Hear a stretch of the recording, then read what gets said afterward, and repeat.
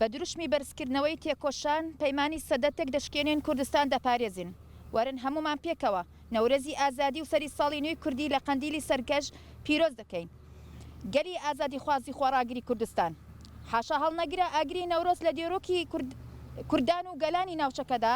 لە مەغزایەکی قوڵەوە وەک هێمای سەرکەوتن لە بەرامبەر زوحاکە ستەمکارەکان هەڵکراوە و ئەو ڕۆژە بۆتە وەرچەرخانێکی مەزن لە ژیانی گەلانی ناوچەکەدا.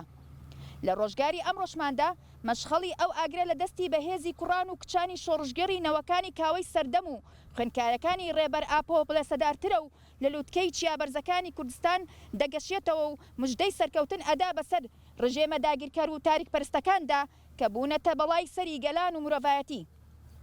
گەلی ئێمە بەڕۆ خۆراگری گەری لاو شەڕەوانانی ئازادی و پێشمەرگە وڵات پارێزەکان سەلماندوێتی کە دەتوانێت بە هزر و فەلسفەی ڕێبەرایەتی ئازادەکەی بەڕابوون و ژیانەوە ڕێنسانسێکی شۆڕژگەرانەی گەلی کورد و گەلانش هەستێنێتەوە و ببێتە فاکتەر و هاندەر بۆ بەرپابوونی ئازادی و پێکەوە ژیانی گەلان. دەبێت ئەوە بزانین کە نەورۆز تەنها بۆنەیەکی کولتوری و شادی نییە، بەڵکو نەورۆزی 2623 کوردی لە قەندیلی سەربڵند لە ناوەندی ڕەمزی خۆراگری دەکەین بە وەڵام گۆیەکی سیاسی دژی فاشزمی ئاکەپە و مەهەپە تێکۆشان گەشتر و گەرمتر دەکەین. لە بەرامبەر ناحەقی و نادادی دژی گەلەکەمان بۆیە لێرەوە لە قەندیلی بەرخۆدان و ئازادیەوە مانگەوازی دەکەین بۆ تەواوی گەلانی وڵات پارێز و سەرجەم لایەنە سیاسیەکان و چین و توێژەکانی کۆمەلگا و پێکهاتە ئاینی و ئاینزاکانی و جوواکی ڕەنگینی کوردستان. وەرن پێکەوە جەژنی نەورۆز هیمای ئاشتی و برایەتی و سەرکەوتنی گەلان لە قەندیلی قەڵای خۆراگری و ئازادی پیرۆز بکەین. نەورۆزی جەژنی ژیانە و نێبوونەوەی سروشت و ئاوێزانبوونی سەرکەوتنی حەق بەسەر ناحەقدا ڕۆژی هەستانە وڵامدانەوەی نەوەکانی کاوەی ئاسنگەرە بەرامبەر بە زوڵم و ستەمی زوحاکە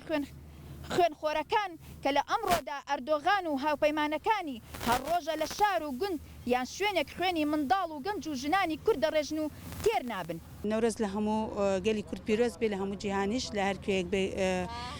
ئێمە ئەزانین نەورۆز کەواتە ژیانەوەی سروشتە، دووبارە بوونەوەی سروشت جارێکی ترە،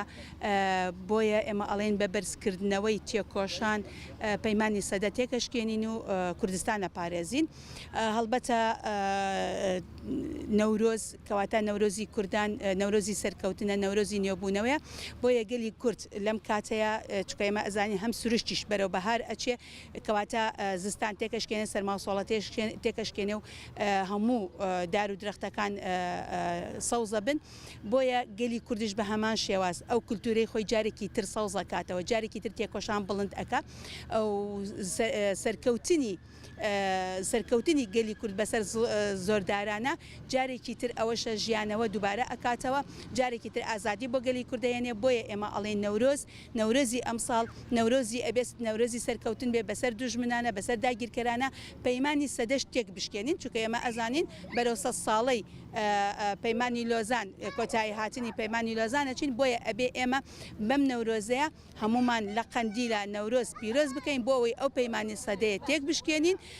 گەلی کورد سەر بکەوێ و گەلانی ئازادی خوازی جارێکی تر سەر بکەوێ. جیاوازی ئەم ساڵی نەورۆز لە ساڵانی تر ئەوەیە کە ئەزانی شۆڕشی ڕۆژئاوای کوردستان شۆڕشی ژن بوو، ئێستاکەش هەر بە هەمان شێواز ئەو شۆڕشەی کە لە ڕۆژهەڵاتی کوردستان هاتە ئاراوە بە دروشمی ژن ژیان ئازادی، بۆیە ئەم نەورۆزە جیاواز ئەبێت وەکو ئەزانین ئەم ساڵ بێتەوە کە پەیمانی لۆزان کۆتایی پێدێ بۆ ئەوەی جارێکی تر گەلی کورد پارچە پارچە نەکرێت، گەلی کورد بە یەکگرتووی بێ، بۆیە ئەم یەکگرتوویە ئەبێ ئەم ساڵ لە قەندیلا بێ. ئەم ساڵ لە قەندیل هەمومان بە هەموو هێز سیاسیەکان و بە هەموو چین و توێژەکانەوە هەمومان لە قەندیلا بین و نەورۆز پیرۆزکەین بۆ ئەوەی ئەو یەکگرتوویە دروستکەین، بۆ ئەوەی بتوانین پەیمانی لۆزان جارێکی تر دووبارە نەبێتەوە، گەلی کورد بە یەکگرتووی بێنێتەوە. با هەمومان پێکەوە نەورۆزی ئازادی لە قەندیل پیرۆز بکەین. ژن ژیان ئازادی، ژن ژیان ئازادی، ژن ژیان ئازادی، ژن